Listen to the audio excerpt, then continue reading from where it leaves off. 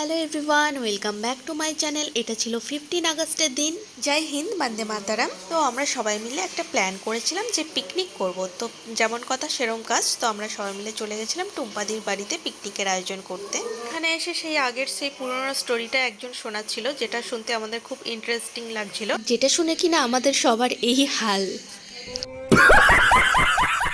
এদিকে স্টোরি শুনতে শুনতে আমি আর টুম্পাদি দুজন মিলেই মাটনটা করে নিচ্ছিলাম। আর আমি হঠাৎ করে এত পরিমাণ মাটনে ঝাল দিয়েছি যেটাকে সবার কান নাক দিয়ে ধোঁয়া বেরোতে শুরু করেছে। ভুলে গেছি, বাট আমাদের মেনুতে ছিল ভেজ ডাল, আলু ভাজা, মাটন, চিকেন, পাঁপড়, মিষ্টি। আর এদিকে ইনি আমার ক্যামেরাটা অন করলেই অফ করে দেওয়ার চেষ্টা করে।